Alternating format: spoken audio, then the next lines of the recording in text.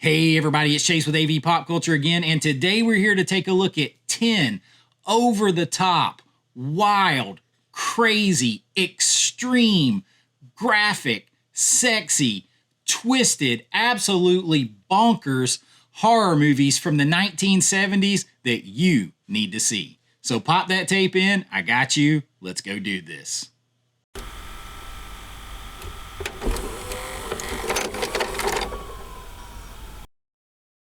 All right, so wild, crazy horror movies from the 1970s.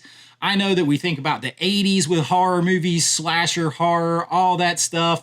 You had the old like tropes in the slasher movies in the 70s of the boobs and blood and slasher kills, with Friday the 13th, all that kind of stuff that we're used to. But the 1970s gave us some really twisted, kind of over the top, sometimes pretty graphic and sexy, but definitely just deranged. That's a good word. File that away for later. Horror movies that were kind of dark in some ways. I mean, they just kind of took horror to another level, but they are definitely some fun ones, and maybe some that you're only going to watch once, and some that you're going to, watch between your fingers there, and maybe not for the faint of heart. But let's jump right into this list with 1978's The Evil. Now, this is a haunted house story. This was done by New World Pictures, which is Roger Corman's company. And Roger Corman, famous for like B-horror movies and all that kind of stuff. This one stars Richard Crenna from Rambo movies. You know him, Summer Rental. Well, in this, he is part of a group that rents this house. A doctor rents this house to use as a clinic. And guess what? The house is haunted by the evil. And this one is not a slow burn. This one has a lot of atmosphere. They do a really good job. I'm big on atmosphere in movies. I like haunted house movies. But this isn't a slow burn. This takes off right away. These people are attacked by supernatural forces, evil forces within this house, and they, as the body count rises, they have to figure out the source of this evil that is attacking them, and it might just be the ultimate evil itself. And man, what a ride. You have some 80s like blue lightning type effects that were made it there in the late 70s. But you have some stunt work, people getting thrown about, the body count gets big. Definitely a different haunted house movie done by New World Pictures, and it has all that atmosphere, all that style, and definitely one that is kind of out there. So in typical New World Pictures, Roger Corman style. So The Evil from 1978 comes in on our list at number 10. Now at number 9 is a Brian De Palma film, and it's really only this low because it's just kind of on the edge of horror. This is a film that Quentin Tarantino talks about a good bit. I'm talking about 1972's Sisters. This stars Margot Kidder and Jennifer Salt. And it is about Margot Kidder is a beautiful model, and her apartment becomes the scene of a grisly, brutal murder that is witnessed by a neighbor who is a reporter, but no one believes her. And she has to kind of go about trying to solve this murder on her own, prove what she saw. This thing is pretty twisted. It's De Palma style, but it's very Hitchcock, but like Hitchcock turned up to 11 as far as the brutal nature of this. They actually did an ad campaign that you wouldn't be let back in the theater during the shock recovery period while watching this movie. So it's definitely brutal, over the top. There's a scene where, let's just say, Brian De Palma proved that a person could get stuffed into a sleeper sofa. Is pretty twisted. It is definitely like that, straddles that line of like horror, thriller, kind of slasher, mystery kind of thing. And It is definitely twisted, definitely wild and over the top. Some early De Palma here. Check it out if you haven't seen it. Tarantino goes on at length talking about Sisters. It comes in at number 9. Now, at number 8 on our list is one that I have actually grown to love the more I watch this film, and the lead actor who also does some directing and writing. I am talking about 1973's Count Dracula's Great Love, starring Paul Naschy. Now, this is a Vinegar Syndrome release here. This movie, if you're looking, this is where we really start to steam it up, because if you're looking for the T and A in here, and you're looking for the sexual situations and all that kind of stuff mixed with your Euro trash horror, this is it. And this thing is so much fun. So this tells the story of a group of travelers in the Carpathians who get stranded and just so happen to have to take refuge for, it's just one night. They got to take refuge in a dilapidated, decaying old castle that was like maybe a sanatorium at one point, but it's like this old castle that they have to take refuge in, because why wouldn't you, like when you're in the Carpathians on foot, go and spend the night at a castle? I would rather sleep on the dirt outside. But as they do this, they fall under the spell. You've got Count Dracula. They're going to fall under his spell as he has an agenda of his own with these people, but he might succumb to an agenda that he is not ready for as he falls under the spell of love with one of the travelers. And there you go. You have the story set up here. You got Paul Naschy getting neck all over the place as he normally does. You have women dropping their clothes and their underwear for him and liking it, as I say, because Paul Naschy is living his best life, whether he's playing in Dracula or the Wolfman. This movie is a lot of fun. You are going to get all those feels. It's like somebody took Hammer horror and films and mixed it with like Universal monster films and then threw in a bunch of, sex and nudity. There you go. Count Dracula's Great Love comes in on our list at number 8. Now, at number 7 on our list is one that's actually PG, or it was originally rated PG because it was originally a made-for-TV movie, but it is legitimately scary, and it comes from a director who you wouldn't think about this with, except for maybe with maybe a little bit. But I am talking about 1971's Duel. Now, this is Steven Spielberg here. This is early Steven Spielberg. And this, as I said, was made for TV, but it did so well that they kind of did a re-edit, put it out in the theaters with a theatrical release. And this movie is scary because it's basically Jaws with a truck, is what it is. As a matter of fact, in order to get the job on Jaws, Spielberg, to prove that he could do this, just said, basically, go watch Duel. It's Jaws with a truck. But what's scary about this is the unknown. You have this businessman that is just traveling, in his car alone, driving, across the state and all this for business. When he becomes the mark of a malevolent driver, maybe a malevolent truck, driver driving this big faceless rig who just decides for no reason that we can discern, decides to pursue this man and try to kill him across just miles and miles of open road. And it's disturbing because, when we travel, you're going to different places, you're getting away from the safety that and the familiar. And that's what makes road horror movies scary. That's what you find here is you're out in the unknown, your place away from your safety, away from the things that are familiar, and now you are being pursued by something truly evil that wants to hurt you in some way, someone who wants to do you harm, something that wants to do you harm, and you don't know why, and you don't know how to get back to your safety, to the place where you're secure. It takes all of those things, those insecurities, and just shoves them in your face with Duel. It is a twisted, scary, terrifying, entertaining ride. Spielberg is one of my favorite directors. He had it going on from the jump. Duel, check it out, from 1971, comes in on our list at number 7.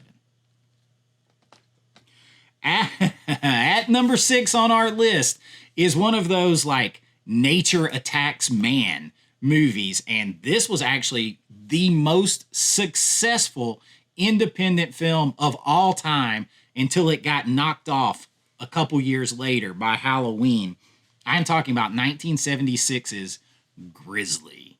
As you might expect, it involves a grizzly bear, but not just any grizzly bear, an 18-foot tall grizzly bear who is basically gone crazy, evil, a malevolent big bear that is attacking people and racking up a body count. And as this body count is being racked up, it is left to a park ranger and like a reporter and a pilot, this motley crew of people, to try to survive this and stop this rampaging beast of a monster bear. So you have, this is back when you had, you got Jaws with paws. That's what you can think of with this, with Grizzly. Actually touted it as Jaws with paws in some places where they were marketing it, and that's what it is. So you have that kind of movie. Just replace Jaws, the shark, with a grizzly bear on land. There you go. You have this movie. And like I said, it made like, so it had a lower rating. It was like PG because there was no PG-13 at the time. So it was still pretty strong. But when it got released to home video, it actually has an R rating, the original R rating on the film. Some stuff was added back in. So it's pretty strong, pretty twisted. You're going to see some things in here that you're not going to see from Jaws. I mean, it's going to go way step further, but it is definitely Jaws with paws, and it was extremely successful. Number 1, like I said, until it got knocked off by Halloween. I highly recommend, it's suspenseful. It's got all the things that you want. If you haven't checked it out, I mean, the poster is iconic with the big bear. Check it out. Grizzly comes in at number 6.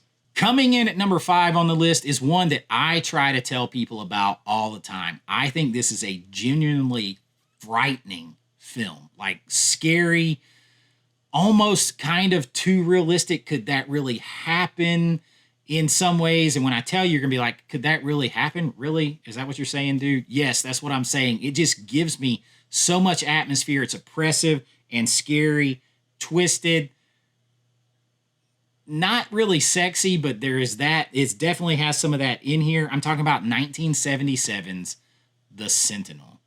Oh, man. This movie, when you want to talk about a big cast in a movie, you have everyone in this movie from like Chris Sarandon, who plays in the Fright Night movie as the vampire. You have Beverly D'Angelo making an appearance in here. Jeff Goldblum making an appearance in here. The cast in this, Ava Gardner is in here. The cast in this goes on and on and on. Burgess Meredith is in here. John Carradine. Like I said, this cast is absolutely loaded. And I'm shocked to hear how many people haven't heard about this movie. The tagline for this is, she was young, she was beautiful, she was next. And it is about a beautiful young model who moves into a new house, an apartment, really like an apartment building. And something is not right from the beginning here. It's very got some Rosemary's Baby vibes to it in certain ways. It has haunted house vibes as she starts to be like physically and mentally attacked by evil forces, supernatural forces within this building. And she finds out that maybe, just maybe, this building is a gateway to hell, and she is going to have to do something about it. As you can guess from the name, it says one of the best horror films of the 70s. I totally agree. Super underrated. The cast got put through the ringer to give an authentic, just terrifying performance, to the point that the director made some of the people in here question whether they ever wanted to act again. Chris Sarandon said he nearly quit acting after this. They were pushed to the brink to achieve this otherworldly, terrifying feel that's in this movie. The atmosphere is there. Definitely check out the Sentinel. Wild, twisted, terrifying horror film. Highly recommend it.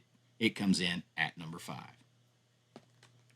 Now, at number 4 on our list is actually the movie that gave me the idea to do this list because it's a recent pickup from Vinegar Syndrome. I am talking about 1974's Deranged. Now, this is a recent Vinegar Syndrome 4K release here. And this movie, Deranged, is the perfect... Remember I said to remember that word? This is the perfect title for this movie. It is about a rural farmer who is deranged. He is messed up in the head, and he goes absolutely crazy when his over-possessive, over-domineering mother dies. Well, he becomes a grave robber and a murderer, including robbing his mother's grave, including having her decaying body, plus the body of others who he kills in his house that is also decaying and falling down around him. It is based on the real-life serial killer, at least loosely, of Ed Gein. I think I say it, or I never say his name right. But it's based on a real-life serial killer. And it is absolutely deranged, twisted. Of course, you're going to see, this is one of those films where you're going to see a fair amount of nudity and stuff like that, but it is not in a sensual way at all. Deranged is the perfect title for this. The fact that it's based on someone real and real things that happen just make it that much more twisted, that much more intriguing. Is maybe one of those that you're going to want to watch, but maybe not more than once or twice at the most, because I just don't know how much of it you need. But it is definitely an experience that fits on this list. Deranged from 1974 comes in at number 4 on our list. At number 3 on our list, it gets a little more fun, but way more twisted. That's right, way more twisted. I'm talking about 1973's Flesh for Frankenstein.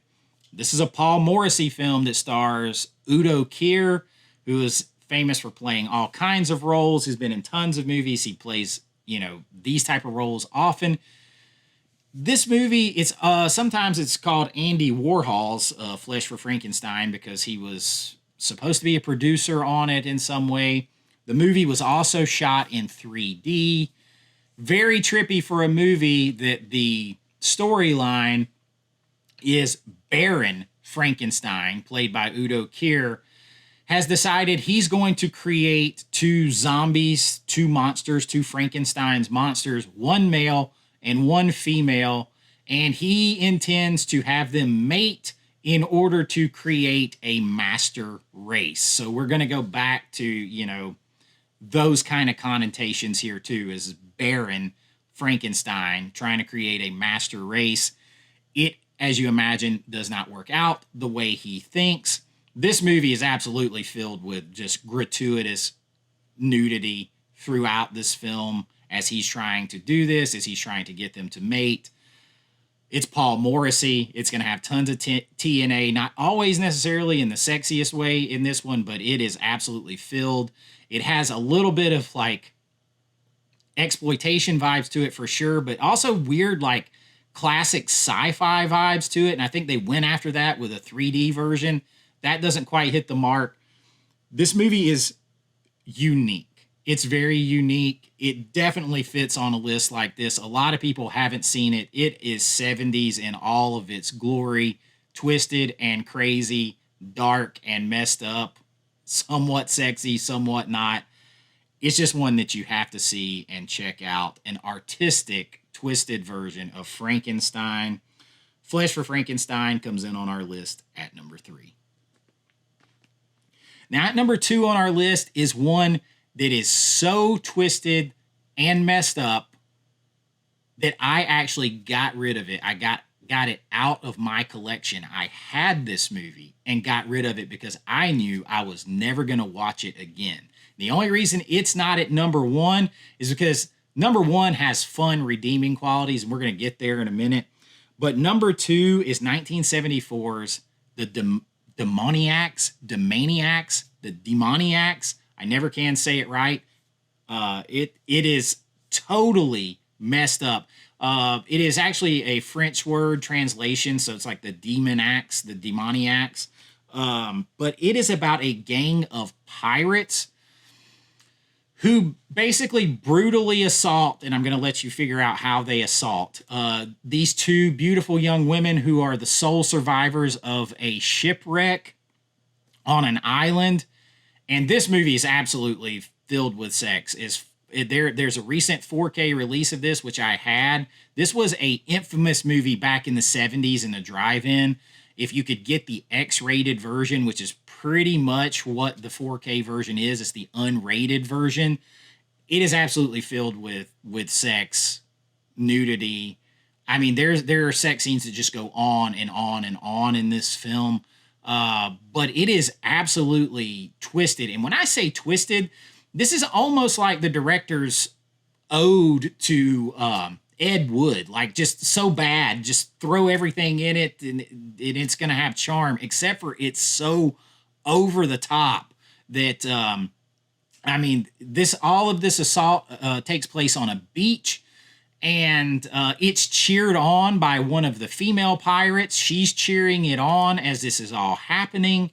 There's sex all over the place. And these two women are, let's just say, rescued by the strange inhabitants of this island who may not be exactly what they seem. And these two women are given supernatural powers in order to extract revenge on these pirates. And through the course of this, when I say strange, we meet basically like islanders who are, the people who live on this island are like witches. There's a supernatural clown. And when I say clown, yes, a clown just appears out of nowhere. You have Satan himself basically turning these two women into the daughters of Satan so they can get their revenge. It's like a splatter painting of a movie. It's just all over the place and then pulled together. Seriously, splatter painting. A Jackson Pollock of films is what this movie is. It's one that you have to experience. I could sit here for the next 2 hours and try to tell you about it, and I probably wouldn't even come close. But the Demoniacs comes in on our list at number 2. Boy, does it earn that spot and then some. All right, coming in at number 1 is a film that I actually really enjoy, but it is absolutely loaded with sex, loaded with nudity. It is a crazy portrayal of Dracula. I am talking about Blood for Dracula from 1974, again starring Udo Kier, this time as Dracula. And my goodness, this film has some interesting acting choices. This is another Paul Morrissey film. It's Andy Warhol's Dracula is how it's sometimes known, because again, you have that artistic Andy Warhol influence supposedly coming in on this, whether he had anything to do with it or not. But in this movie, Dracula's sick. He is dying because all the blood is tainted because everybody's basically a slut. He can't get any virgin blood. And he needs virgin blood. He's becoming sick. So he and his Renfield type caretaker take a road trip, and they end up staying with this family who supposedly has not 1, not 2, not 3, but like 4 virgin daughters. And he's looking to get well in a hurry. And it doesn't work out that way necessarily because maybe these daughters aren't quite as pure and virginal as they say they are. And as I mentioned, there is some weird, just off-the-wall acting choices by Udo Kier in here. But this movie is extremely graphic. There are tons of neck biting. There's tons of, vampire stuff going on that is shown in a very graphic way. There is tons of very graphic sex in this movie and nudity, lots of nudity throughout this movie. But somehow in this movie, it fits in this weird, like artistic, crazy, just I'm going to say it, it's batshit crazy way that it all comes together in this movie in a way that it doesn't for the Demoniacs. As I was saying, I can't make that pull together. This pulls together, and it's actually fun, and you kind of see where the craziness is going, and it lends to way more rewatchability just to see these performances and see where Udo Kier went with it.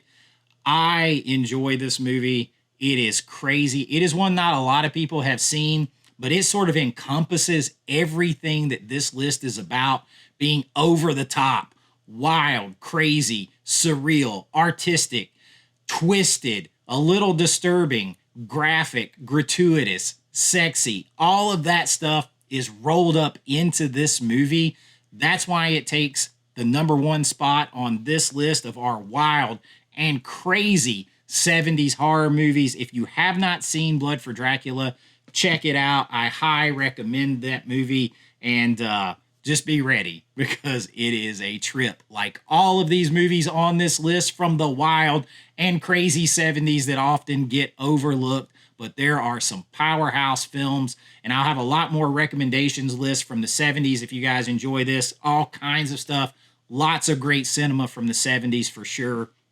If you enjoyed this, we do all kinds of things here. Lists like this, recommendations, 4K reviews, physical media news, all that kind of stuff from a fan and filmmaker's perspective. I've been a working filmmaker for about 2 decades, if this is your first time here. And if you enjoyed this, please consider sticking around, liking and subscribing. That helps get us found out there in the YouTube world and helps out the channel. If you'd like to support what I do here, you can become a channel member below at my Patreon link or right here on YouTube. Get your name and lights on every single video. Behind the scenes looks at my filmmaking, where I make films, special members only videos, and so much more, and it all helps out the channel. I try to supply links down below to where you can find these films on Amazon if you want to purchase them. I'm a big supporter of physical media. Obviously, I'm a filmmaker. I love physical media. Some of these movies I'm sure you can find if you want to try before you buy out there on maybe Tubi, stuff like that. But enjoy it. Let me know what you think of the list. This is just the first list of recommendations in this. It's not meant to be all encompassing, but it's just a ranking of the 10 that I chose for this list. So let me know if you've seen them, if you plan to check them out.